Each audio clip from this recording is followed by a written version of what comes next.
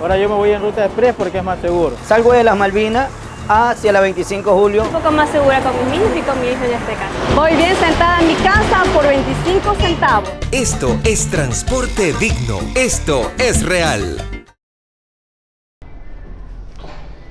Bienvenidos todos, muy buenos días. Yo soy Anderson Buscán desde el Sweden Coffee de la Plaza Foch y esto es News and Coffee, el programa de entrevistas de La Posta para revisar la coyuntura política, la actualidad nacional. Hoy miércoles 24 de octubre revisamos los hechos en caliente en un país que está caliente.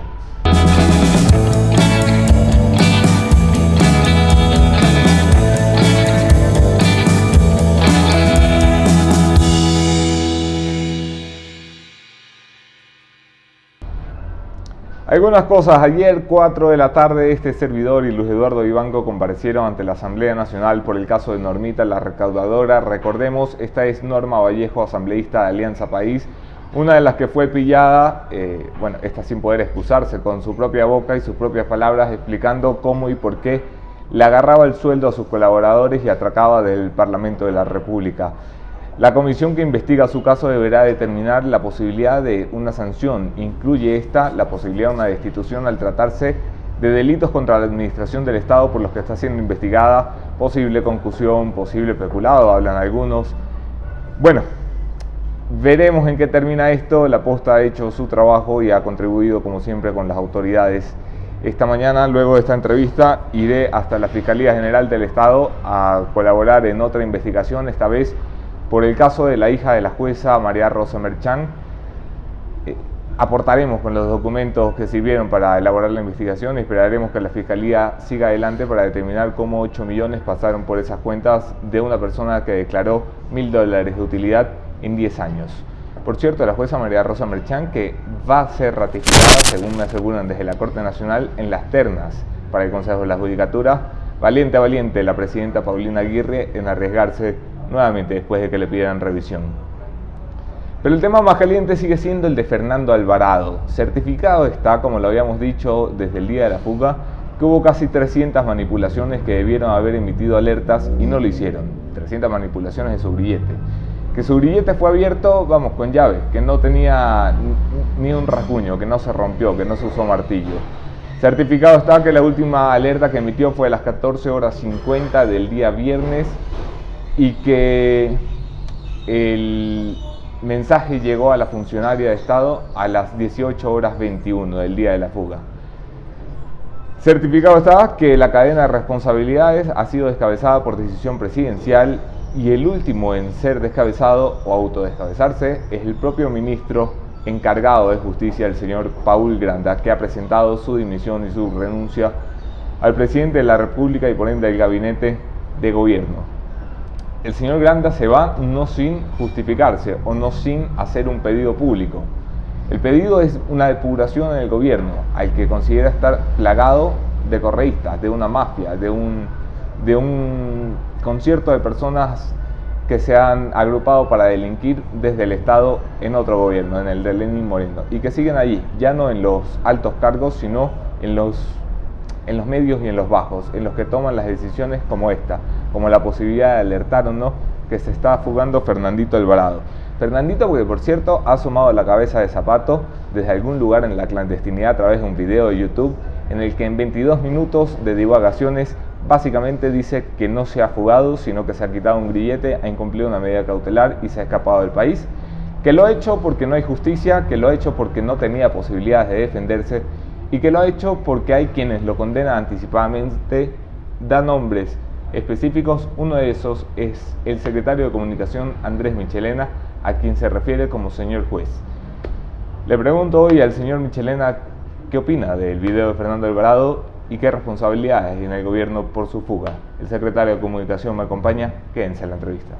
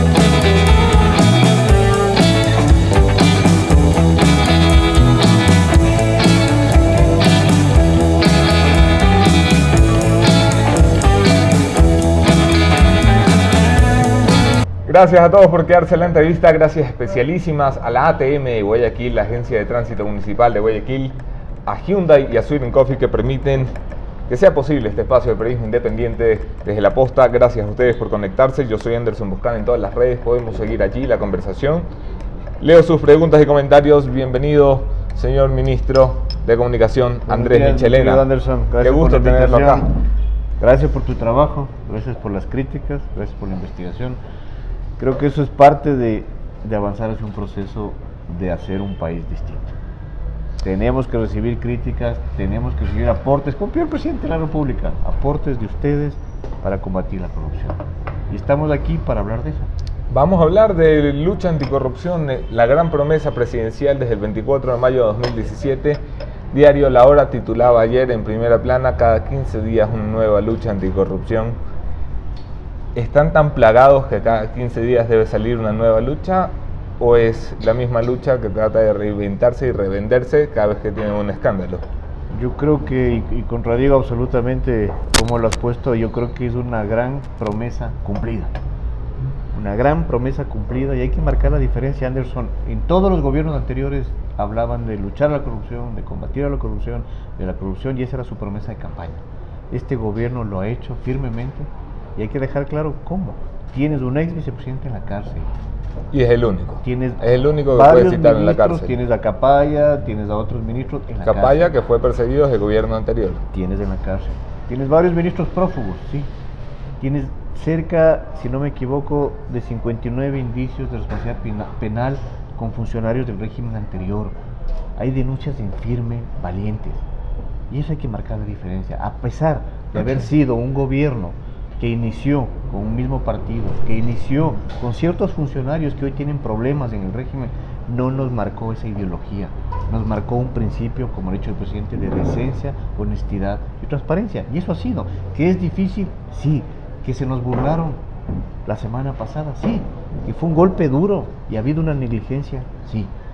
Pero eso no nos impide seguir luchando, y eso no nos debe impedir ni a ti, Anderson, ni a los ecuatorianos a perder la confianza en que lo estamos haciendo. Que fue un golpe duro, que se nos burlaron, que fue una vergüenza. Estas no son las palabras que escogiste para la rueda de prensa del día domingo, si no me equivoco, cuando reconocían ante el país no que había sido un golpe duro, no que había sido una burla, no que habían fracasado en su obligación como gobierno de cumplir una orden judicial y mantener con medidas cautelares a Fernando Alvarado, sino que básicamente echaban la culpa a un sistema de la justicia y tiraban la pelotita hacia otro lado. Se equivocaron en la rueda de prensa usted y los dos compañeros de gobierno, Paul Granda y María Paula Romo. Considero que no, considero que fue una primera. Nosotros estamos acostumbrados a hacer las cosas de forma transparente, Anderson. Fue una primera exposición de comunicación sobre un tema que había saltado a las 7 de la noche, que había sucedido a las 7 de la noche, que se mandó un comunicado informando sobre el proceso y que teníamos que el siguiente día, el domingo, hablar sobre el proceso, que no había toda la información todavía compilada, que todavía no tenemos a los culpables y a los responsables y a los cómplices, no los tenemos, pero ha habido en firme un proceso fuerte de investigación dictado por el propio presidente de la República, que hay un proceso. Aquí nos ha echado la culpa a la justicia, pero sabemos que el grillete le quedó corto al señor Alvarado, y eso tenemos que corregir. Por eso yo insisto en el exhorto que hizo el Contralor General del Estado a nombre de todos los órganos de control. Apliquemos las medidas cautelares más firmes, más contundentes, que no permitan que nos vuelva a pasar esto. ¿Por qué? Porque hemos sido muy respetuosos del derecho, de la defensa del pleno derecho de los ciudadanos, y eso lo seguiremos siendo. ¿Te parece ser muy respetuoso del derecho y de la debida defensa de los ciudadanos cuando un secretario de comunicación, el portavoz del gobierno nacional, se refiere como corrupto de forma anticipada a un señor como Fernando Alvarado, que todavía no tiene sentencia en firme? Bueno, yo lo puedo decir por lo que he visto. Yo he denunciado en octubre un atraco a los medios de comunicación incautados, una pérdida por 23 millones de dólares. La Contraloría nos han dado la razón. Hay una carta expresa del Contralor General del Estado pidiendo que se pague y se devuelvan a la empresa Gamavisión TV 6 millones y medio de dólares, y lo piden a la presidencia, al expresidente Rafael Correa y a su secretario de comunicación. Eso es un abuso de recursos públicos, un abuso de un canal de televisión que se llamaba Gamavisión y que quebró y hoy está quebrado y está en proceso de liquidación por su mal manejo. ¿Eso cómo lo llamamos? Te lo pregunto en concreto. ¿No te parece que hay que esperar en un Estado de Derecho a una sentencia para referirse a alguien como corrupto? Habrá que esperar los procesos. ¿Por qué no los has hecho? Pero los que estamos y sabemos lo que ha pasado, creo que no podemos respetar un proceso en esa forma. Tenemos que sentenciar a las personas. Si el señor Alvarado se ha ido, es un prófugo de la justicia. Sí, que lo sentencien los jueces, no los ministros. Que lo sentencien. Pero nosotros, a lo menos de mi parte, tenemos la indignación de lo que se hizo a la patria. Tenemos una indignación. Y parece una justicia totalmente respetuosa, que lo hace de forma independiente. La reunión del día lunes del presidente Moreno fue enfática en eso. Trabajemos armónicamente, construyamos armónicamente esta lucha contra la corrupción, pero respetaremos cada proceso que tiene cada instancia. Eso lo vamos a hacer y lo seguiremos haciendo. Por eso mi denuncia en firme, en octubre, fue a la Contraloría, que ni siquiera a la Fiscalía, al órgano regular, que es la Contraloría General del Estado. Se pidió al Contralor que haga, se ha hecho las investigaciones del caso y hoy tenemos 11 indicios de responsabilidad penal. Si queremos defender a la gente que se robó el país, yo no lo haré. Nunca lo haré.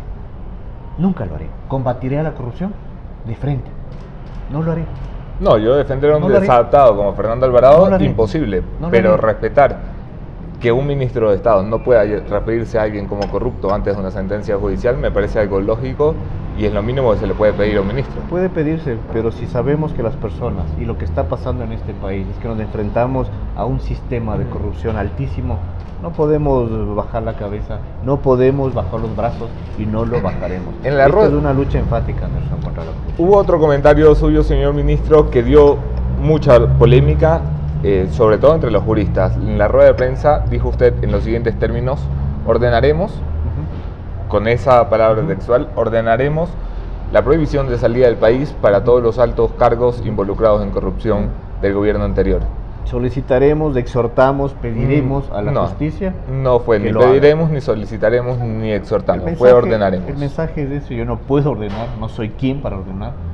Soy un funcionario público encargado de la comunicación, que maneja la vocería de la comunicación. Nunca podremos ni ordenar ni pedir. Esto es un gobierno distinto. ¿Desacertado el comentario? Tal vez La elección de la palabra. es el exhorto o No fue un la exhorto. solicitación o el pedido a lo que hizo el Contralor el día lunes.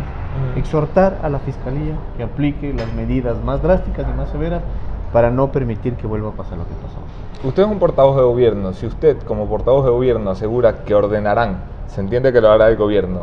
Si hubiera escogido la palabra exhortaremos a, solicitaremos a, Hemos se solicitado entendería a. que son respetuosos de la independencia de las supuesto, y funciones. somos. ¿Entiende cómo sirve esto para que el correísmo juegue internacionalmente con la falta de independencia de los poderes? No caeremos en ese juego y pienso que la gente inteligente no caerá en ese juego. Pienso que la gente honesta y decente no caerá en ese juego. No vamos a caer en juego una persecución política que no existe. No existe una persecución política absolutamente para nada.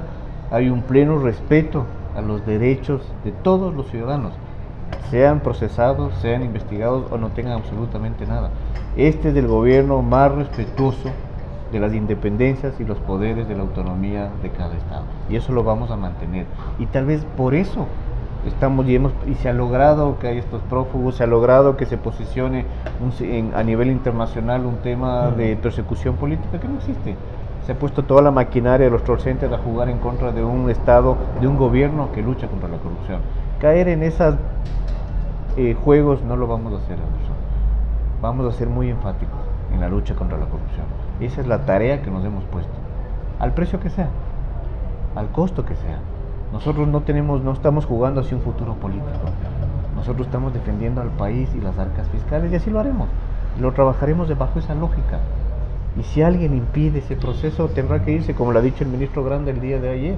Si tenemos topos enquistados en el correísmo, habrá una purga. ¿Cómo? Bienvenida esa purga. ¿Cómo diferencian?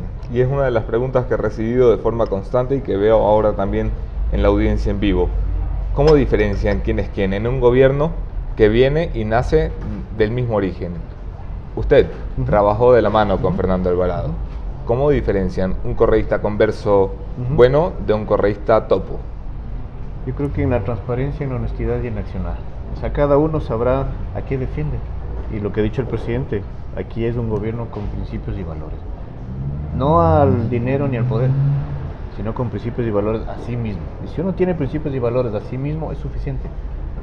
Y si esto ha pasado, lo que pasó el día sábado, que no fue hacia el país, que fue a ayudar a un grupo de personas que abusó del país, eso es traición a la patria.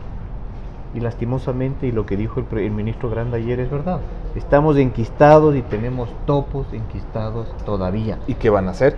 Vamos a hacer la purga que ha pedido el ministro Granda y haremos la purga de todas las personas. Hemos sido, considero yo, bastante buenos, decentes, y seguiremos siendo. Pero ahora cambia la radicalidad en la firmeza. Vamos a ser más firmes, más radicales en la lucha con la corrupción. No vamos a perdonar a las personas que no estén de acuerdo en un proceso de limpiar la corrupción de este país. Y me refiero, no vamos a tolerar en la forma. Si trabajan, tendrán que irse. Si trabajan para un gobierno, para un Estado y no están comprometidos con ese concepto, tendrán que irse y haremos la purga que sea necesaria. Yo acojo personalmente la invitación del ministro Granda de trabajar en esa purga. La purga, tarea difícil. El ministro Granda era ministro encargado de justicia, un ministerio en el que falló todo, desde el ministro para abajo, hasta el ECU 911. Nadie emitió alarmas, nadie se dio cuenta que el señor se paseaba. Hay teorías ahora en la inteligencia de a ver si el señor llevaba el grillete después de su última presentación ante la justicia, que fue el día jueves de la semana pasada. Todo fue un fracaso. Están determinadas más o menos las responsabilidades políticas. Allí hay que determinar responsabilidades administrativas y a ver si hay responsabilidades penales, como lo sospecha, por ejemplo, la presidenta de la Asamblea Nacional, que cree que hubo complicidad dentro del gobierno por la fuga de Alvarado. Por lo que veo, usted también lo sospecha. O sea, es la única forma de entender lo que sucedió. Si el grillete está intacto, lo único que pudo abrir es una llave. Quien tiene esa llave tendrá que ser investigado, procesado y, de acuerdo a la normativa, incluso tiene indicios de responsabilidad penal, porque era la persona responsable de cuidar eso. Hay que tomar en cuenta, y no es por defender al ministro Granda, más bien yo, y lo que hemos conversado, es solicitarle al ministro Granda que él termine de resolver esto. Esto no puede quedar en una simple renuncia y viene otro ministro y se acabó, no. Esto hay que resolverlo porque es gravísimo. Sí, pero ¿quién va a investigar la gestión del ministerio de Granda? ¿Granda? No, por eso está la Fiscalía, por eso están las autoridades del Estado. Por eso no me haga asustar, que casi me caigo para atrás. No, pero hay que facilitar todos los procesos para que esto se dé. Y hay que hacer esa purga. Aquí, lastimosamente, si ha habido un cómplice, hay que encontrarlo. Y yo considero y consideramos que ha habido un cómplice, porque se nos burlaron de la manera más cínica, incluso mandando un mensaje de WhatsApp. Eso hasta las 18 horas con 21 minutos del día de la fuga. Hasta allí estamos claros en las responsabilidades políticas. A partir de allí la pelota recae en otro ministerio, el ministerio de María Paula Romo, Ministerio del Interior, encargada de impedir que el señor salga del país, porque es la policía quien controla precisamente la migración en este país, y segundo, encargada de localizar y recapturar a un prófugo de altísimo nivel como Fernando Alvarado. He hablado con la gente de inteligencia, no tienen idea, pero no tienen la más mínima idea de por dónde empezar. No saben si el señor está en el país o ha salido del país. Fernando Alvarado asegura estar ya en su lugar de asilo. No saben cuánto tiempo les tomará recapturarlo o si será posible. No saben qué hacer. El gobierno tiene una meta, tiene un plazo, va a estar toda la vida buscando a Fernando Alvarado, o está diciendo, miren, lo vamos a recapturar en el menor tiempo posible. ¿Cuánto es? Bueno, ahorita nuestra tarea y la tarea de todo el gobierno, y no solo de la ministra Romo, es hacer todo lo posible por dar con el paradero. Consideramos algunos que él todavía está en el país porque había un resguardo en todas las fronteras, ha habido un resguardo en todas las embajadas. Esperemos que el señor Alvarado siga en el país. Si no está en el país, ¿de quién es la responsabilidad? ¿De la ministra? Esperemos, por eso digo, esperemos que esté en el país. Considero que es muy difícil que haya abandonado el país. Considero que ningún país le puede haber dado asilo. Él está condenado por un delito común.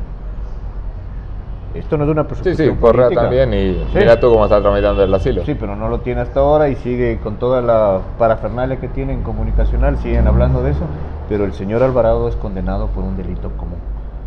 Y eso no da cabida para ningún asilo lógico en ningún país del mundo.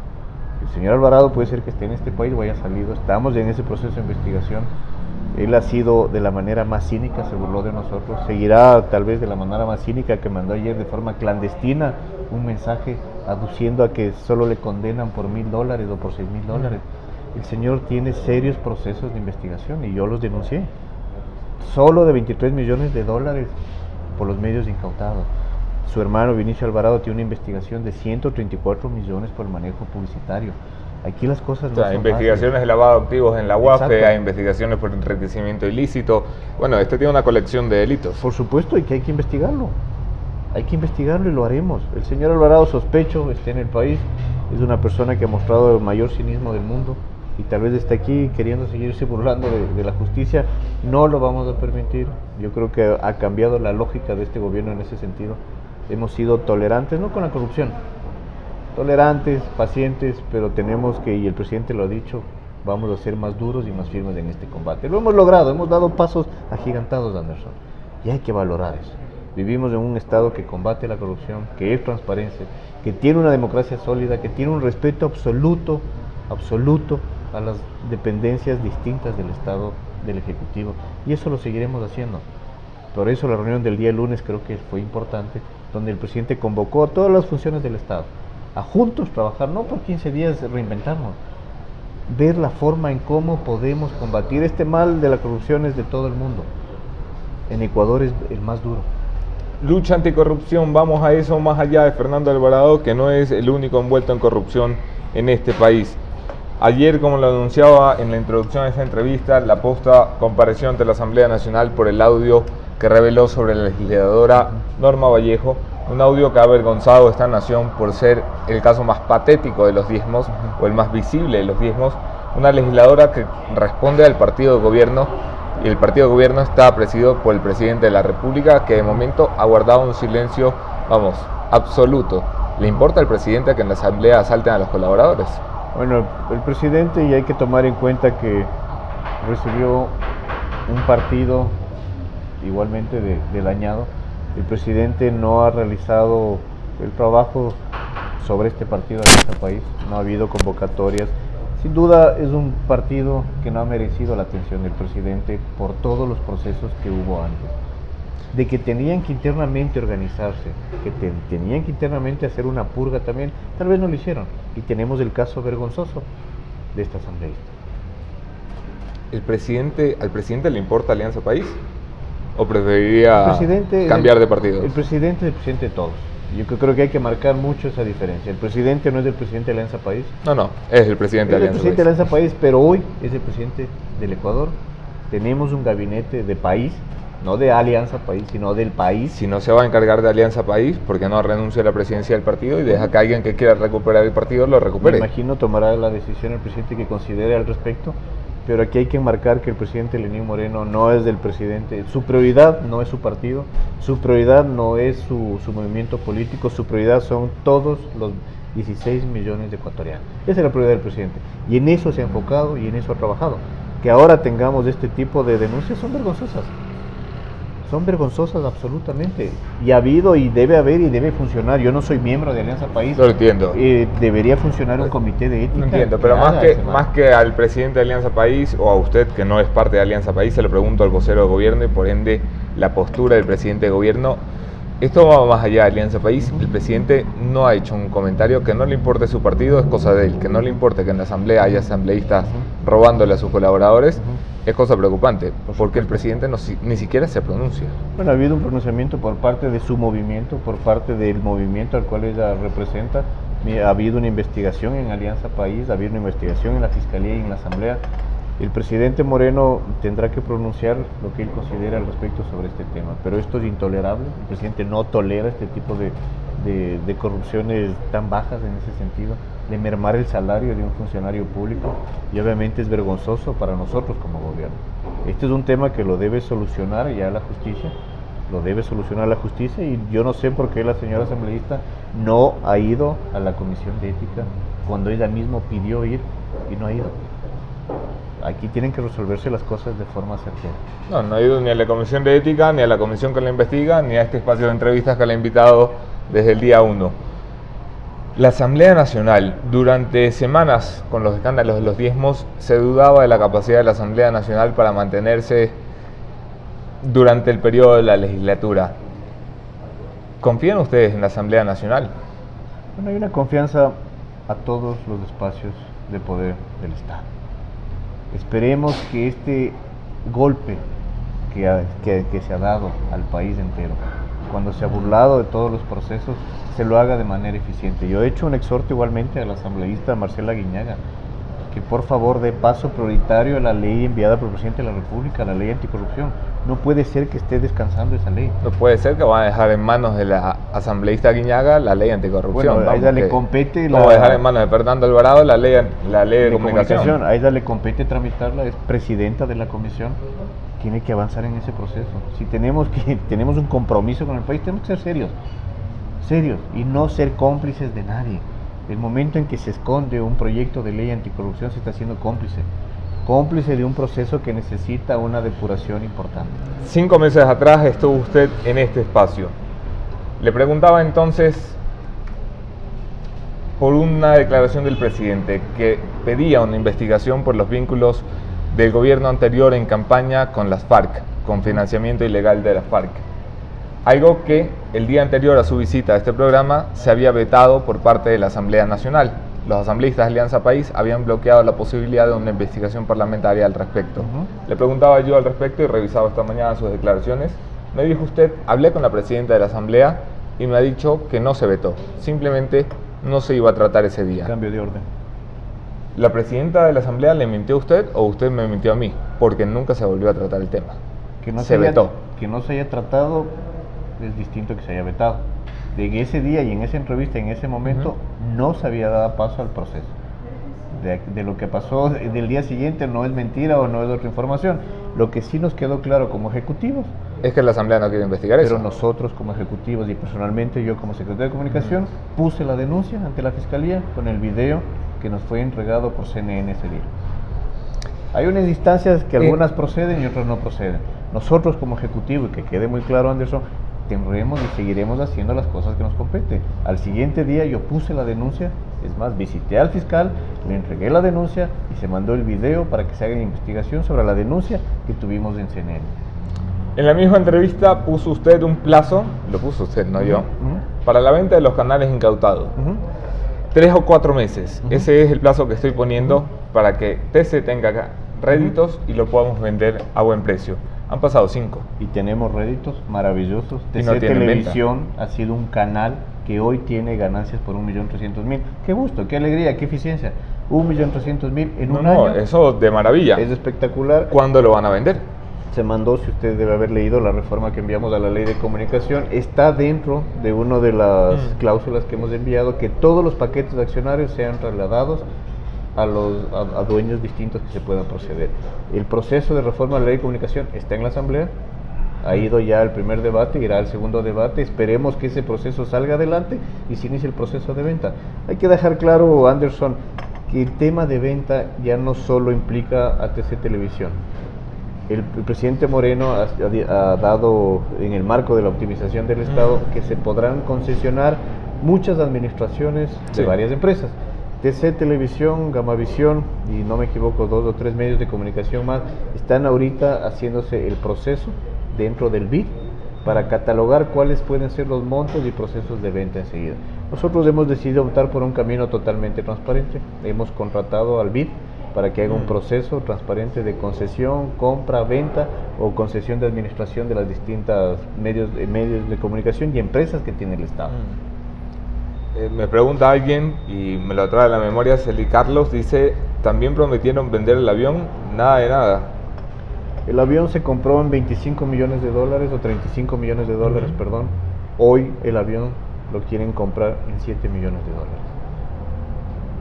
Venderlo ahora en $7 millones va a significar una pérdida de más de $25 millones. O sea, no lo van a vender. Lo que se va a buscar y se ha decidido el presidente de la República es que ese avión ya no está al servicio del Ejecutivo.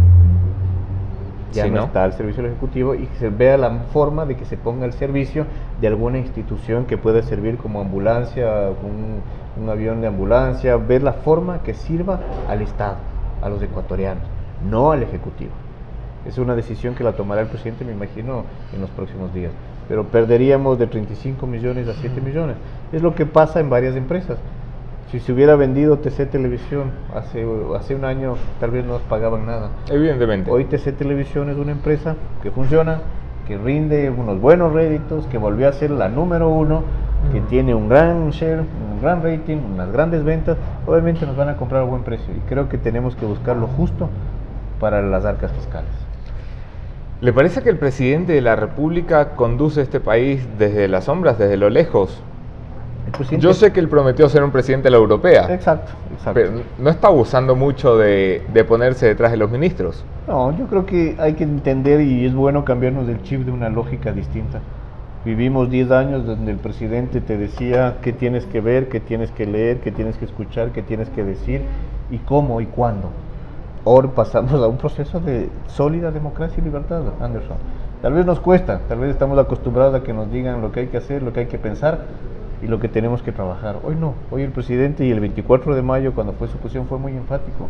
Yo no quiero que me recuerden por lo que he hecho, sino quiero dejar a este país las mejores instituciones del mundo y el presidente lo está haciendo.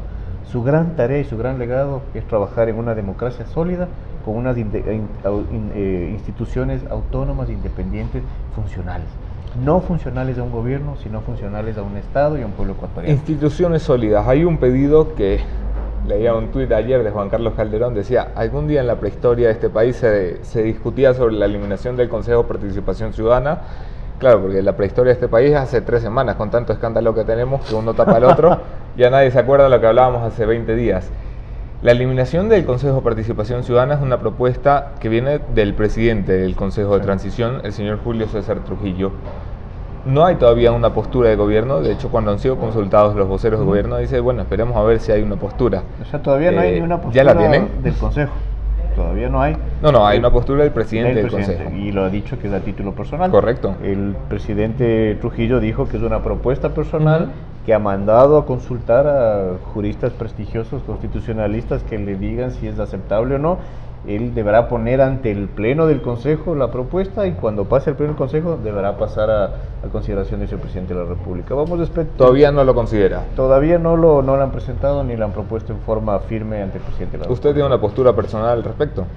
Yo considero personalmente que el Consejo, eliminando la asignación de funciones de los órganos de control, debería ser la mejor institución de participación ciudadana real. Cuando al ciudadano se le consulte. Nosotros queremos avanzar y el presidente es importante entender lo que dijo el 24 de mayo. Quiero ser como un país europeo. En un país europeo existe una democracia directa y participativa. Y ojalá podamos llegar a eso. Ojalá podamos los ecuatorianos decidir lo que pasa en nuestras vidas. Y el Consejo de Participación Ciudadana debería llegar hasta ese proceso. Si vamos a construir una escuela en un lugar, que la ciudadanía de esa localidad participe en este proceso, no solo al final, cuando se rinden cuentas, sino desde un inicio, con las necesidades, en la vigilancia del proceso de la contratación y de la construcción de la obra, y al final en la rendición de cuentas. Para eso debe servir un Consejo de Participación Ciudadana. Obviamente para controlar todo el proceso, no para poner o sacar funcionarios públicos de control. Debería participar, para mi criterio personal, esa debería ser la lógica. Y puede soportar mucho y ayudar mucho si tiene ese objetivo. Queremos llegar a ser un país con una democracia participativa y directa. Esta es una institución que puede apoyar en ese sentido. Y el presidente Moreno fue muy claro el 24 de mayo. Ojalá podamos ser como un Estado europeo, como un país europeo. Finalmente, señor ministro, en honor a su tiempo y el mío y el de la audiencia, tienen casi la mitad del periodo de gobierno a la vuelta de la esquina. Lo escribí hace poco en un artículo de opinión.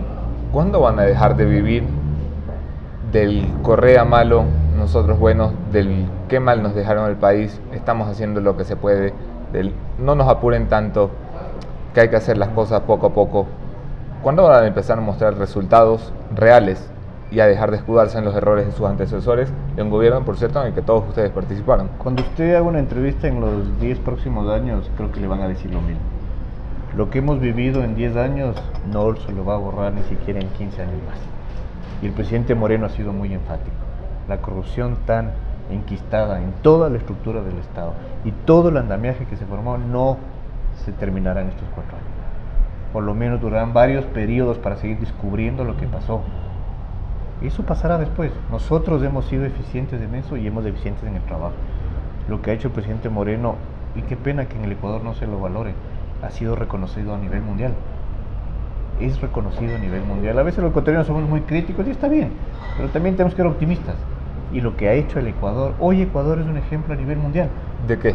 de la democracia, de las libertades y del respeto a los derechos. Eso es mucho para construir una sociedad. Eso es bastante para tener los ejes y la estructura de un país, de una sociedad y de un país justo. Ahora estamos obviamente, si tenemos la confianza en la credibilidad de un gobierno que hay inversión. Si hay inversión, hay empleo. Si hay empleo, hay bienestar.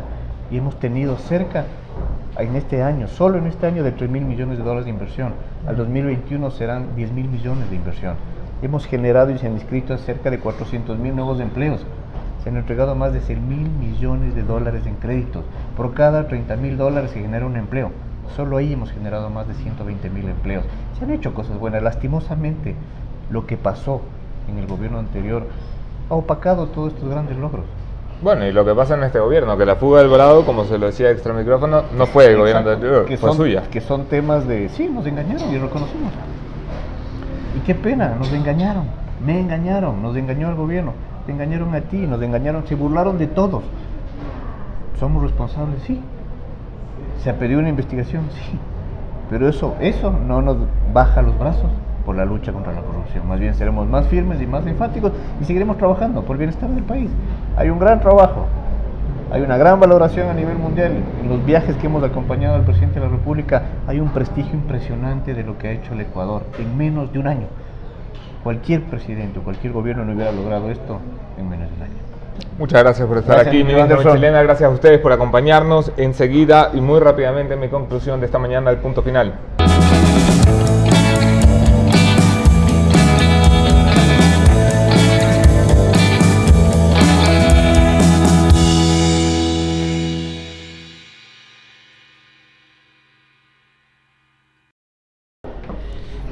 El Consejo de Participación le ha dado la oportunidad a las funciones del Estado encargadas de designar la terna de quienes nos representarán en el Consejo de la Judicatura y manejarán las riendas de la justicia para hacer bien la tarea. Les ha dicho básicamente, vea mijitos, vaya, haga los deberes, no me presenten nombres impresentables. Que corra el run run de que la Corte Nacional se va a ratificar en una terna que preside una mujer con 8 millones de dudas es algo para decepcionarse. Doctora Paulina Aguirre, demuestre que está hecha. Los jueces de la Corte Nacional que salieron formaditos ahí detrás en un solo espíritu de cuerpo, demuestre que están hechos. Reevalúense. Nos veremos aquí mañana, otro tema, otro entrevistado. Está por confirmarme posiblemente la ministra del Interior, María Paula Romo. Hay mucho que hablar todavía sobre este tema.